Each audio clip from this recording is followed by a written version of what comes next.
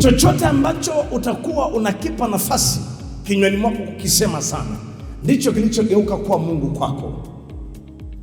Kwa kama tatizo likiwa ndio linalosemwa kinywani mwako, ndilo lililogeuka kuwa Mungu kwako. Na Biblia inakuambia usiwe na miungu mingine ila mimi. Usiwe mtu mwenye kusubiri litokee ndio umsifu Mungu. Mungu anaishi sasa hivi, haishi kesho. Shukuru Mungu kwa kusifu ahadi yake ya kuwa hai pale mauti inapokuandama. Hata kama mazingira ni mabaya sana, unajaa shukrani kwa kutaja kile ambacho amesema nimekifanya kwako.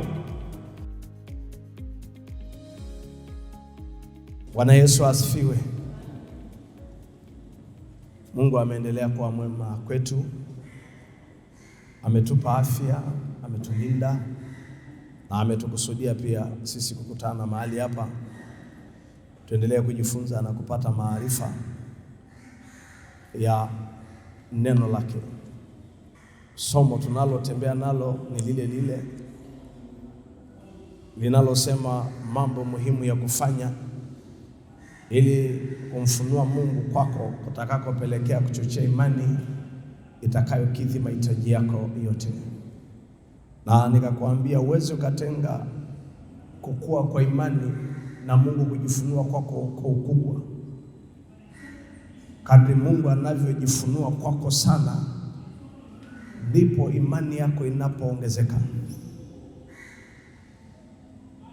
Mungu akishalihakikisha kwako na ukawa na uhakika naye, hautakuwa na mashaka wala wasiwasi juu ya jambo lolote ambalo litakuwa linakupa pressure, kwani utakuwa unamjua Mungu aliyejifunua kwako, na kule kumjua kunatengeneza imani.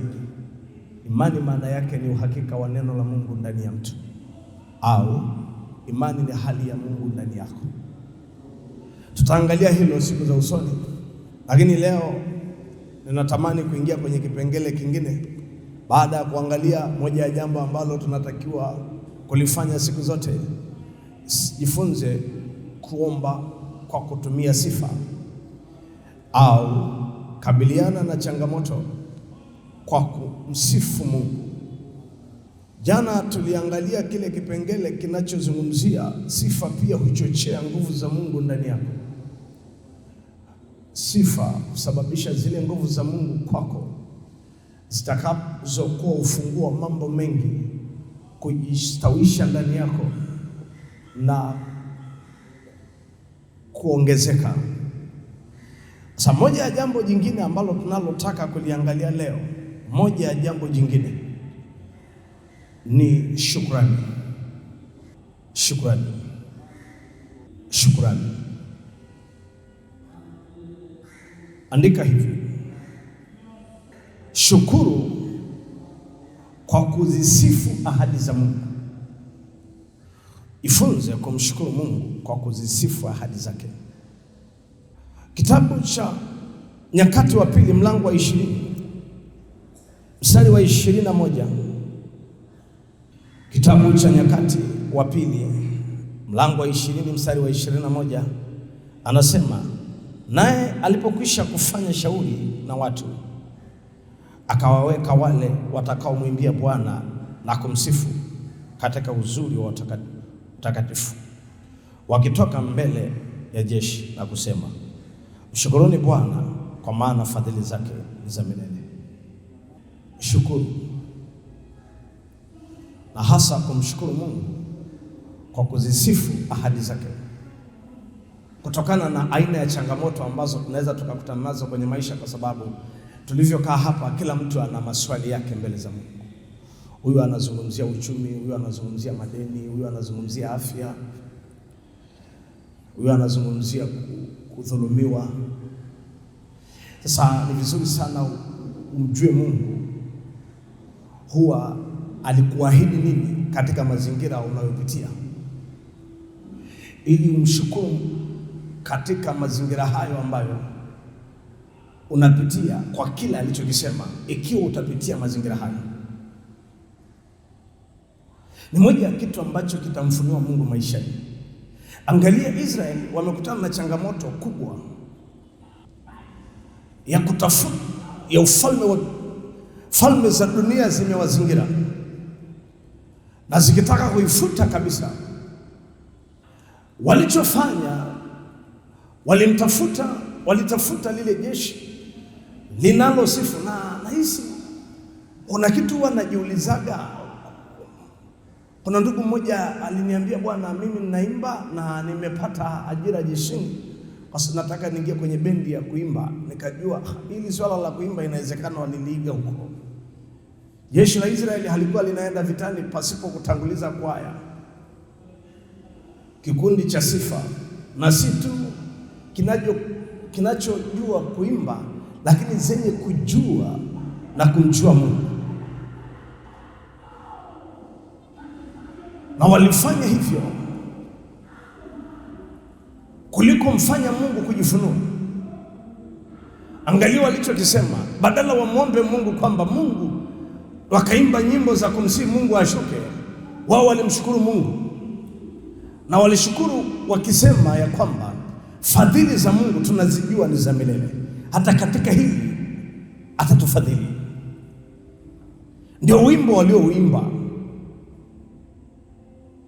Ni jambo la muhimu sana kufahamu hili, kutafuta kumshukuru Mungu kwa kuzisifu ahadi zake. Swali linakuja kwako, hivi unajua Mungu alikuahidi nini katika pito unalopitia? Kipi Mungu alichokisema kuhusu wewe? Kipi Mungu alichokisema kuhusu wewe katika mazingira unayopitia? Mojawapo ya ahadi ninayotaka kuizungumzia hapa, jambo la kwanza, kipengele ninachotaka kuzungumza katika kuzisifu ahadi za Mungu, msifu Mungu juu ya ahadi ya uponyaji pale unapopitia mahali pagumu kiafya. Jifunze kumsifu Mungu juu ya ahadi zake kwako za uponyaji pale utakapopita katika mazingira magumu ya kiafya au katika afya yako kudorora. Shukuru Mungu kwa kuzisifu ahadi zake za uponyaji pale unapokutana mazingira magumu kiafya. Mfano, kitabu cha Warumi mlango wa 8 mstari wa 11. Warumi 8:11 anasema hivi: lakini ikiwa roho yake aliyemfufua Yesu katika wafu anakaa ndani yenu, yeye aliyemfufua Kristo Yesu katika wafu ataiwisha na miili yenu iliyo katika hali ya kufa kwa roho wake anayekaa ndani yenu. Mshukuru Mungu kwa kusifu ahadi zake, na hasa kwa kuzisifu ahadi za uponyaji pale utakapopita mahali ambako ni pagumu kiafya. Nizungumze ushuhuda mmoja. Siku moja nilialikwa kwenye familia moja. Hii familia ina uwezo. Kwanza ni wasomi. Si unajua kuna familia ukienda jina lake halitajwi moja kwa moja kama linavyotajwa la kwangu. Profesa, CPA, Doctor, Engineer. Hamna jina la stress kama hizi la kwangu naloniitaga Joseph. Lazima kuna kitu kinaanza hapo nyuma. Watu ni wasomi, wameenda shule. Na sio hivyo tu, walikuwa na hela, pesa ipo. Lakini nitia wivu kwa hii familia ni kumcha Mungu. Walikuwa ni wacha Mungu wote. Hakuna mtu aliyekuwa mbabaishaji kwa Mungu. Watu wana cha kujisifia, halafu hawajisifu na hilo. Siku ile nikaenda nikamkuta mzee Nilialikwa na mimi nikahudhuria. Mzee huyu anaumwa, yuko hoi, tatizo ni kubwa, afya imegafilika. Ameenda kwenye hospitali mbalimbali, wakamwambia kwa tatizo lako hili rafiki, ni vizuri tu tutafute namna ya kufanya uendelee kusogeza siku, lakini ukweli hili jambo haliwezekani. Mimi niliwapenda sana wale madaktari waliomwambia straight, na hasa wazungu. Unajua wazungu wanakuambia bwana, hii gari inapaki hapa, unakufa. Lakini saa zingine ninyi madaktari mlioko hapa, unajua kabisa sifiki wiki mbili, bado unaniambia nenda nyumbani alafu urudi kesho kutwa. Si uniandae tu niambie, ndugu yangu, kwa kweli safari ya kwenda hivi kurudi hapo wewe ni marehemu. Wanakupetipeti, si uniambie nitubu. Wao usimwambie marehemu, atashtuka. Sasa ushaona ninakufa, sasa unaogopa nini mimi nikifa saa hiyo? Yeye akaambiwa straight, hii gari inapaki. Tukaenda na sisi. Mimi nilienda kwa kualikwa, kwa sababu nilikuwa sina cha kufanya. Nikasema kwa sababu ni ibada, ngoja niende. Nikaenda, nikafika, wakafanya ibada yao, wakamshukuru Mungu. Ili nitia wivu kitu kimoja. Mimi nasema mahali Mungu yupo pana uhuru. Kwa nini kitu inafanyika namna hii? Wakanipa kusalimia. Nilichomwambia yule baba, nilimuuliza, baba shikamoo. Akaniambia marahaba, lakini yuko hoi. Nikamuuliza, hey, unaumwa? Naumwa sana. Sasa kwa sababu wale watu ni wasomi, nikasema nitengenezeje mazingira ya watu kunisikiliza. Lakini kumbe walikuwa ni wanyenyekevu tu, wala hata hawana shida. Sababu yenyewe unajua sisi wengine tulichelewa kwenda shule tukawahi kutoka. Tuliwahi kutoka. Wewe can you imagine, mimi nimeanza shule na miaka 12 ndio naanza chekechea. Jamani, wakati huku ndio watu wako wanatafuta la 7. Chekechea ndio naanza shule. Tukasoma mpaka tukaona sasa usikuaga shuleni mpaka mwalimu anaona aibu kupiga mbele ya wanafunzi. Unaitwa ofisini. Kule wanakuadhibu. Unatoka kule hakuna mwanafunzi anayefikiri kuna chapa. Tukaona sasa ishakuwa matatizo. Ngoja tu tuachane na shule. Ishakuwa aibu. Walimu wanaona aibu kuchapa mpaka wanakusema mbele za. Hivyo na utu uzima wako. Utu uzima wako huu wewe mpaka uelekezwe. Unaona sasa huku kusemana watu wazima, ngoja tuachane na shule. Na kweli tukaacha. Sasa nimekaa pale, nikasema nianzie wapi? Nikawaambia jamani, walikuwa wanachanga hela. Nikawaambia tafadhalini, hebu nipeeni hii hela, nina shida nayo. Watu wakacheka. Nikasema hapa. Nikamuuliza yule baba, samahani baba, umeokoka? Akasema naam, nimeokoka. Nikamuuliza sawa, hivi ulivyookoka unajua kitu Roho Mtakatifu alichokifanya kwako? Maana si tu kwamba ili tukifa twende mbinguni. Kuna kile Yesu alisema tutakula 100 hapa mbinguni baadaye. Wewe usigome kula vitu vizuri jamani. Taifa la Mungu, haleluya. Kula kama ikipitia kula. Ikigoma sawa. Nikamuuliza, samahani baba, swali jingine, una Roho Mtakatifu? Akaniambia ndio ninaye. Nikamuuliza kazi yake ni nini? Ni kwa ajili ya kusema rika shantarapo sikiriki hiyo? Nikamwambia nafikiri ndio. Nikamwambia hamna. Hiyo ni pati ndogo sana katika hichi kitu Roho Mtakatifu alichotupa. Ni sehemu ndogo sana katika hiyo. Nikamwambia hebu soma hapo. Alikuwa yuko hoi akasoma. Nikamwambia sasa angalia. Ule baba alilia, akasema kumbe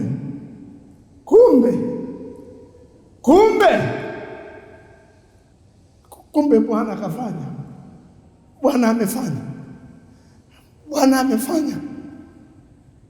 Mzee analia. Sasa na bahati mbaya Mungu alitujaliaga sauti za wanaume tukilia. Unaweza, ndio maana Mungu mnasemaga wanaume amlii mkipata matatizo. Tukilia hapa mtaacha kulia, mnaishia kucheka. Mbona tafikiri ni mwanaume akilia hapo tafikiri pikipiki iliyotobolewa exhaust. Nikamwambia mzee, tulia baba yangu. Nini? Akasema kumbe imeandikwa. Nikamwambia yes. Akasema nina Roho Mtakatifu. Akaanza kumshukuru Mungu kwa kile alichofanywa na Mungu. Mimi nimekaa tu pale. Akasema asante Mungu wangu kwa kunipa Roho Mtakatifu ambaye kazi yake kubwa ni kuhuisha mwili wangu utakaopita kwenye kipindi kibaya kama hichi. Akawa anasema asante kwa Roho Mtakatifu. Asante kwa Roho Mtakatifu. Akawa anamshukuru Mungu, akisifu kile Mungu alichokifanya kwake. Akasifu tukaachana. Siku moja nimetoka Morning Glory, nimekaa pale.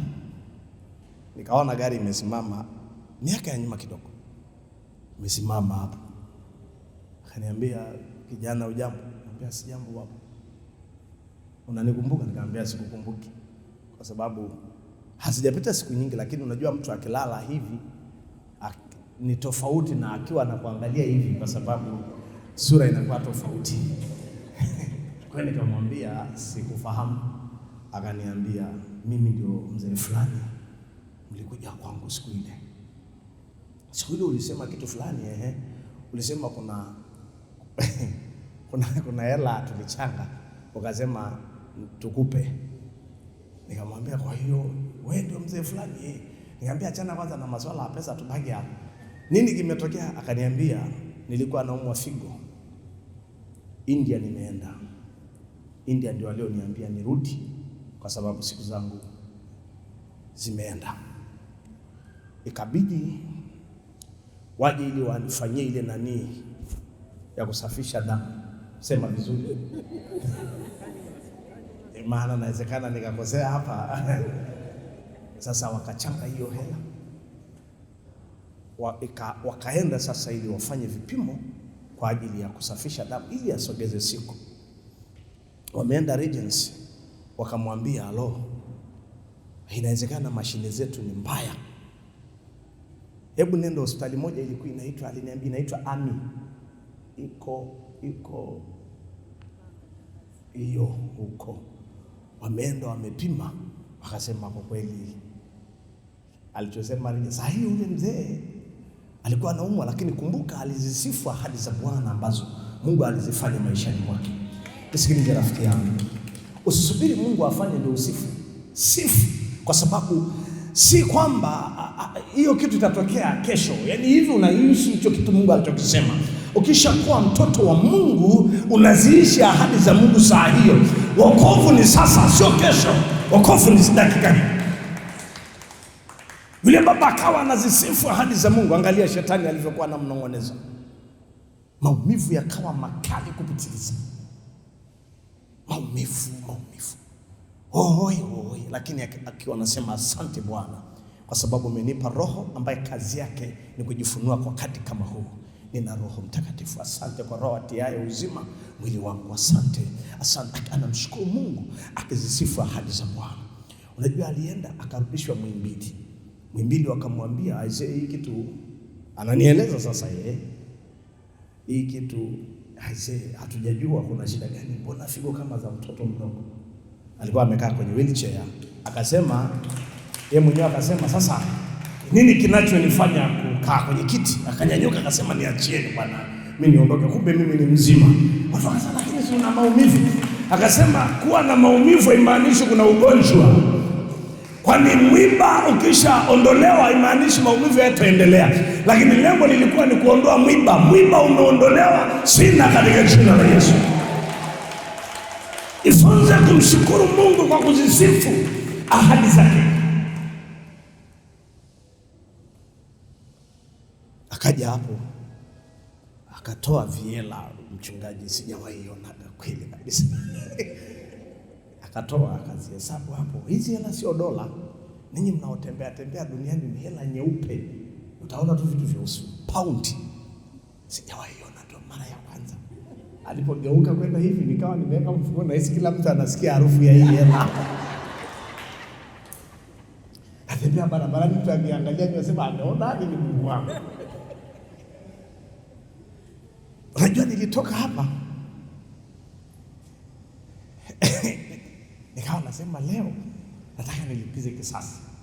Nimezoea kula kwa mama ntilie miaka yote, natafuta mahali ambako angalau chai, hata angalau ukiuziwa kikombe cha kahawa 30,000 nivunje huo msali ambao shetani ameniwekea kwa miaka mingi. Unajua kuna saa hata kama unapita mahali pagumu, mwonyeshe shetani ya kwamba haya maisha sio ya kwangu na nitapita hapa katika jina la Yesu. Sio unabanga kwenye kona unakubaliana na matokeo. Onyesha hiyo nia, mwambie shetani hata kama unaniona nimechakaa kama bendera ya wakimbizi, lakini nitanyanyuka tu katika jina la Yesu. Nikatoka hapa huyo nikawa nasema niende town taingia wapi?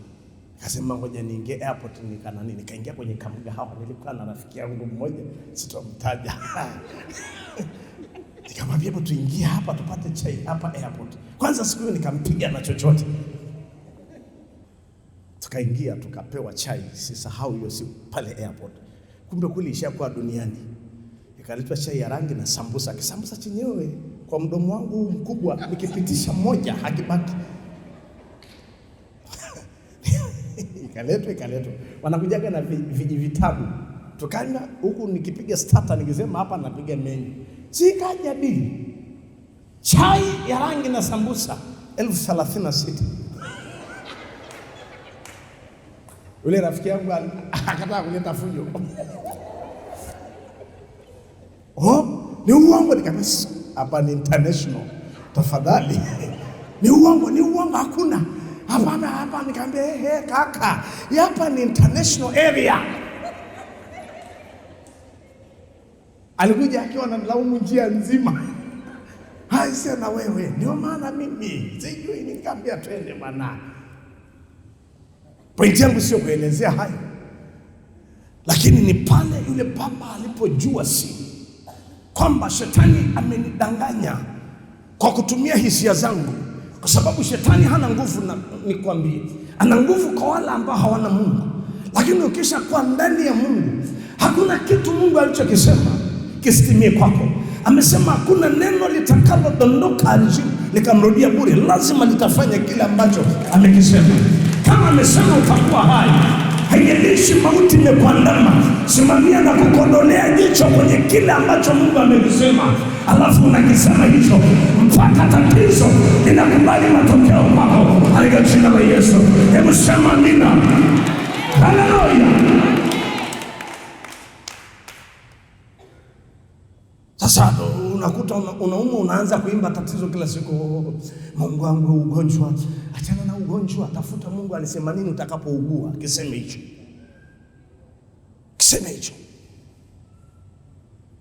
Ndio maana ukiamka asubuhi kama unaumwa, unanyanyuka tu ukimshukuru Mungu. Baba, nakushukuru kwa uhai. Hilo jambo la kwanza. Jambo la pili, nakushukuru kwa afya.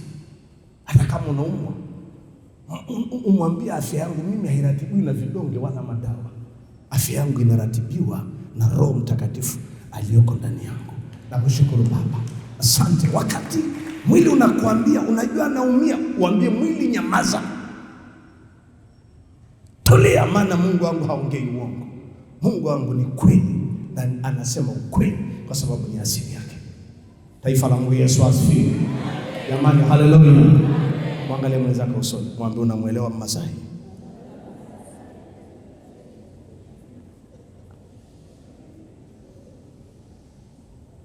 Jifunze hiyo kitu.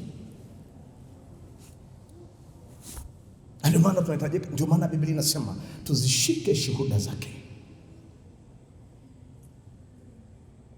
Mungu anaishi sasa hivi. haishi kesho. Usiwe mtu mwenye kusubiri litokee ndio umsifu Mungu. Katikati ya moto msifu Mungu. Kama alisema hautoungua, hata kama uko kwenye moto, mpe Mungu asante kwa sababu sitoungua. Asante kwa sababu mimi moto hauniwezi. Asante kwa sababu kaburi haliniwezi. Jambo la pili katika hilo, mshukuru Mungu kwa kuzisifu ahadi yake ya kuwa hai pale mauti inapokuandama. Mshukuru Mungu kwa kusifu ahadi yake ya kuwa hai pale mauti inapokuandama.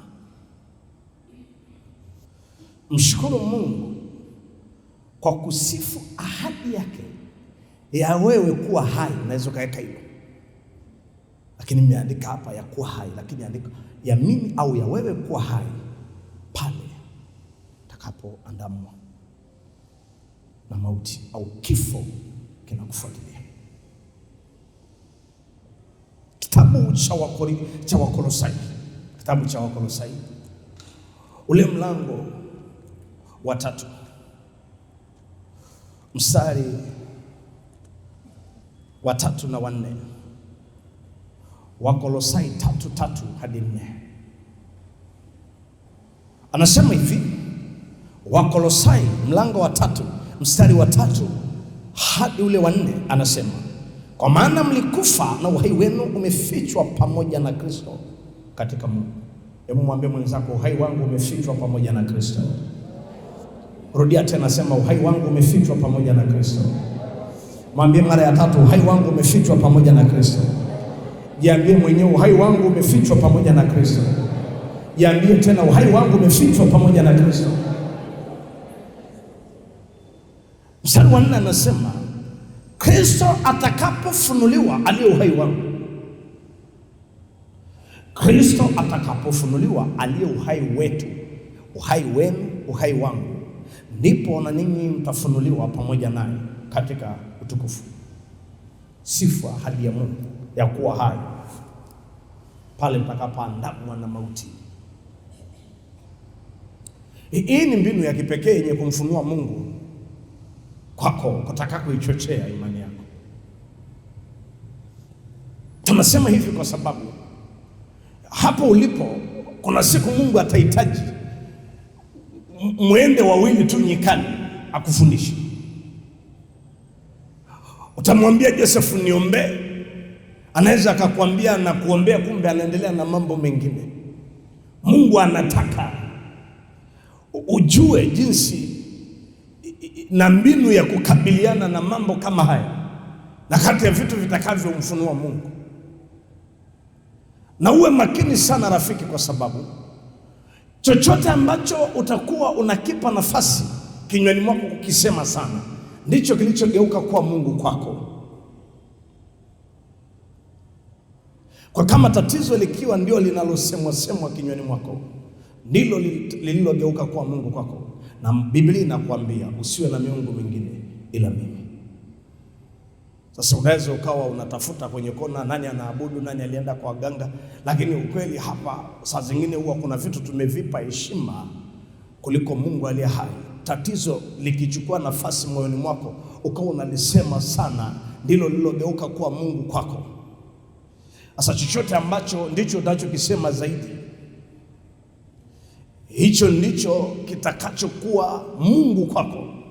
Kwa hiyo Mungu anaweza akakosa nafasi hiyo mbele zako kwa sababu unayataja magumu kuliko yeye. Na ndio maana unahitaji sana moyo wako kujaa shukrani. Hata kama mazingira ni mabaya sana, unajaa shukrani kwa kutaja kile ambacho amesema nimekifanya kwako. Kwa sababu unajua kuna vitu vya rohoni ili vitokee, havitokee ukiwa umekaa, ila unapochukua hatua ndio kinajitokeza. Siku moja tulienda kwenye mkutano mahali, nikawa tumehubiri, tumemaliza. Kuna wanaoombewa huko wamepata shida, wanahitaji msaada. Wakati tukiwa tumekaa, kwa sababu ni kijijini, nikawa nimejitenga kidogo, nikakaa mahali nikamwona mzee mmoja amekuja. Akafika mahali nilipo. Akaniambia ni mzee, ni umri wa baba kabisa, ni wa kunizaa. Akaniambia, "Jambo kijana?" Nikamwambia, "Sijambo baba." "Shikamoo." Akaniambia, "Marhaba." Akaniambia straight kabisa, "Nani anawaruhusu kuweka mkutano hapa?" Nikasema sasa ishakuwa mbombongafu. Kwa sababu sasa mimi nikakimbilia kufikiri ni mwenyekiti wa kijiji. Sasa nikaa akili yangu imemkimbilia mchungaji huko amekaa, nikaa najiuliza, na maana mchungaji hakuomba vibali vya serikali vya kufanya mkutano. Nikamwambia, "Mzee, lakini tuna vibali vyote." "Au hawajakuona?" Mimi sikujua. Akaniambia, "Ulitakiwa kuja wewe." Nikamwambia, "Nije wapi wakati mimi nakujua? Mimi ni mgeni. Mimi nimealikwa. Sasa mimi ulitakiwa kuuliza." Nikajiuliza, sasa hii ya kuuliza hii inahitaji tena kuuliza vizuri. Nikamuuliza, "Samahani mzee, hivi naongea na nani?" Akaniambia, "Muulize." Sasa antena zikaanza sasa kupishana hapo. Falme zimekutana. Nikanasema kwa vyote mzee sio mtu wa kawaida. Sasa akawa anafunga kiatu. Koti likatuna, nikaona kamba imepita imekata kwa ndani, imekata. Amevaa hivi kama ile mikoba zamani ya wanafunzi wanavaa hivi. Nikasema, "Kumbe naongea na mtambo." Nikamwambia, nikanyanyuka nikiwaza, hivi amepataje ruhusa ya kuongea na mimi? Kwa sababu mimi niko juu sana, si ndio? Biblia inasema tumeketishwa juu mno. Sisi ni wa juu, si wa chini huku. Sasa amepataje ruhusa ya kuongea na mimi, mtoto wa mfalme jamani? Nikarudi nikamwambia mzee, "Samahani." Baada ya kujua nimeona kamba, kwanza nilikuwa nafikiri ni serikali. Nikaenda nikamkuta mchungaji, nikamwambia, "Mzee, kwani huyu mzee vipi?" Akasema, "Ndio wazee wa hapa kijijini." Nikamwambia, "Sasa kama wazee wa hapa kijijini mzee ndio anakuja kutuletea za kuleta hapa?" Lakini tunaendanaga nao hivyo hivyo. Akasema, "Hapa kwa jina la Yesu." Nikarudi nikamwambia, "Mzee, tukae." Nikamwambia, "Sasa hivi ushikutanaga na kitu ambacho unatamani uongee, unatafuta neno la kuongea zito?" Nikamwambia, "Mzee, kwanza ukitoka hapa nenda kashukuru sana. Shukuru mno. Sababu yani ile tu kwamba umeongea na mimi, ikaandike kwenye diary kwamba nimeongea na mtoto wa Mungu. Ulipataje hiyo bahati?" Akaniambia, "Kijana, hivi hujaambiwa historia yangu?" Nikamwambia, "Nataka nianzie hapa. Eleza." Sijamwambia chochote. Sasa tunabishana hapo, haniambie ni nani na mimi nimeshamjua, sitaki nimueleze chochote. Kwa nini? Mimi ninajua hakuna kitu anaweza akafanya kikawa kwangu.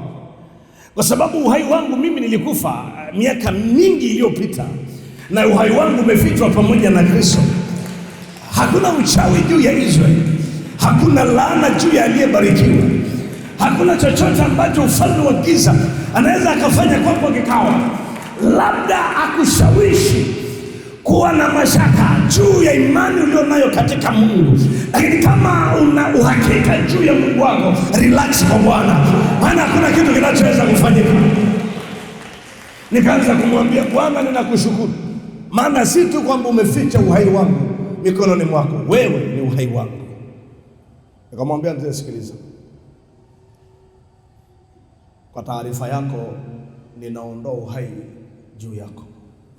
Wewe sio hai tena." Akaniambia, "Kijana, umesema?" "Nimeondoa uhai juu yako, wewe sio hai tena. Muda wote unalala, unakufa." Akaniambia, "Wewe simama mwanangu." Simama mwanangu, unajua mimi ni baba yako. Nikasema mimi sina baba mshirikina bana. Nikamwambia kwa taarifa yako, ulitakiwa kunyamaza kimya Mnazareti anapoingia kijijini. Unakuja kunitishia. Akaniambia bwana samahani, huwa wanakuja wanakuja kuniona, wananiachia chochote. Nikamwambia sio hapa, sio namba hii. Uioni hata sura. Haleluya kanisa. Jamani haleluya. Nikamwambia tafadhali tuheshimiane. Akaniambia tengwa hilo neno ni zito sana kwangu. Nikamwambia tukubaliane. Unaokoka uokoki? Akaniambia bwana, ukweli mimi ni mganga wa kienyeji na mimi ndio naye miliki ile eneo.